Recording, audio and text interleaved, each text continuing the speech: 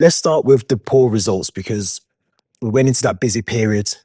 We spoke about it in the last episode how, this is a really crucial time for us at Chelsea. We need to try and get some of these games out of the way. We had Everton, Fulham, Ipswich, Crystal Palace, which were kind of the four over that Christmas period or the build up to Christmas and afterwards as well.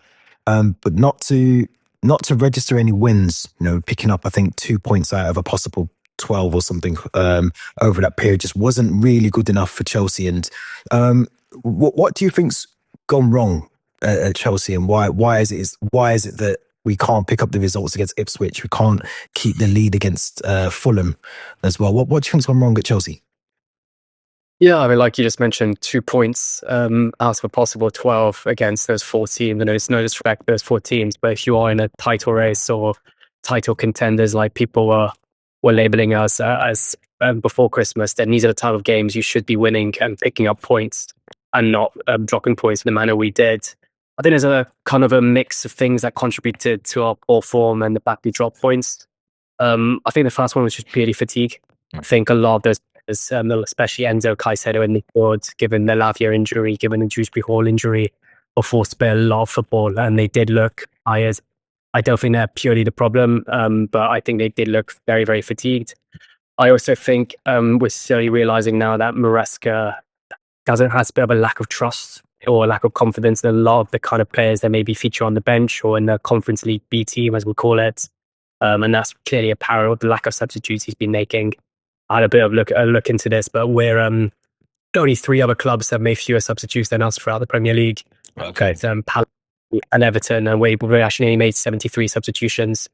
And it just seems like we just always kind of leave them substitutes a bit too late. And I think the average first substitute we've made has always fallen around the 63rd minute, which for me is just, if you're losing a game, you're drawing, you're looking to hold on to a lead even, don't wait until the 63rd minute. I think there's opportunities to make substitutes at half time, which is something, you look back at the Mourinho era, he would just hook off player at half time if things weren't going right. Tuchel used to do that as well in his early parts.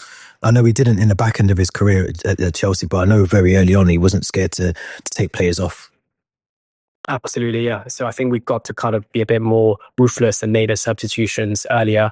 But then it goes back to what I said. I think it's just Maresca doesn't trust some of those options on the bench or some of those second choices he has. I also think Jackson's form's dropped off slightly. He doesn't look like the same kind of player we were seeing score goals against West Ham, against Villa, and these type of teams. I think he's only got one goal now in his last 6 games, which is putting way too much reliance on someone like Cole Palmer to perform and get the goals. Yeah. And even Cole Palmer, I think our fault for the goal against Crystal Palace. We saw Noni Madueke try to dribble just on the edge of his box in that game. Then he kind of lost possession. Palmer tried to do it as well in his own half, lost possession. So I think there's a lot of quality players we have, but they're just too individualistic, and they try to kind of want to show off on the ball. Don't do that when you're winning 1-0. Do that when you're winning 4 or 5-0. That's when you can showboat, do your tricks and your flicks. But don't do that when you're 1-0 on the edge of your box or in your own half. And then I think what I mentioned about Jackson, but we're just not clinical enough. We're not taking our chances. Against Fulham, we're 1-0 up, and I think we missed like a series of chances. Same thing against Crystal Palace, and big chances for Jackson. Yeah, sure, maybe I'm being a bit biased here, but I do think we had a lot of misfortune during that period as well. Decisions that went against us. Pickford should have had given away a penalty against Malagusto against in the Everton game. In the Palace game, I think we should have had a penalty on Pedro Neto. I think it was Make Sure who didn't get anything on the ball and tackled him on the edge of the box or just slightly in the box where the contact was made. And then obviously the Liam Delap penalty was very controversial.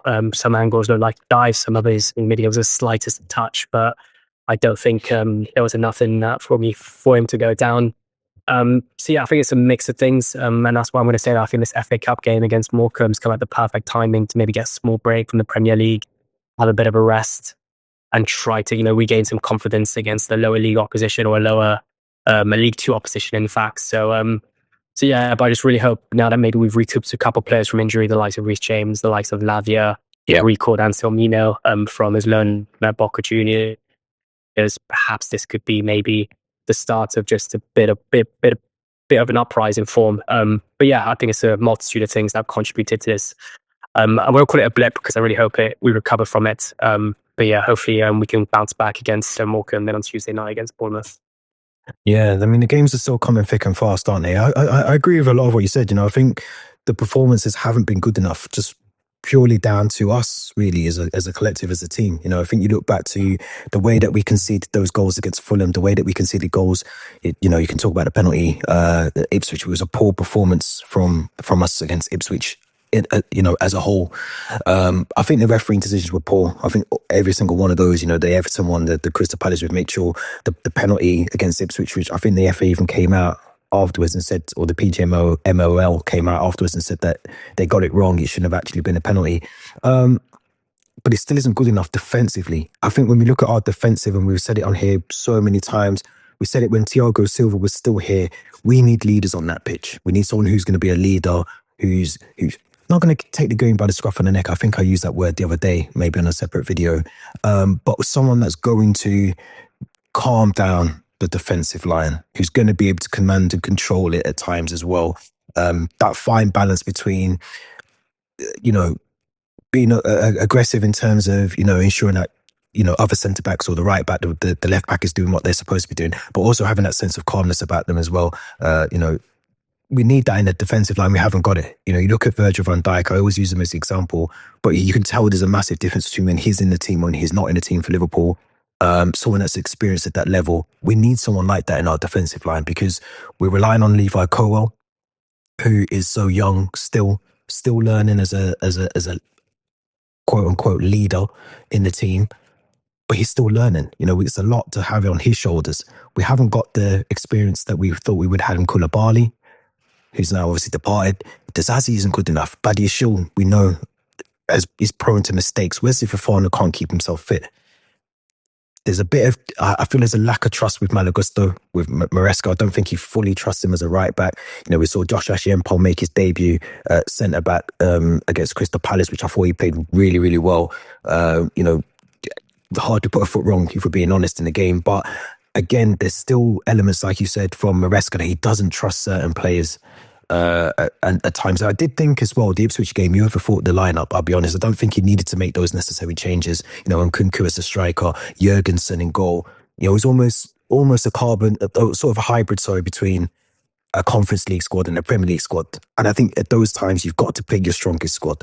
You had 3 right backs, I think, on the bench that game, and I think we went with Dizazi as right back.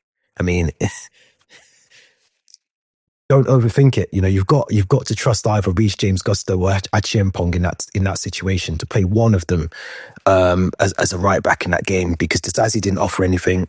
I think it was Madueke, I think, that played on the right wing that game as well. So it just didn't link up very well.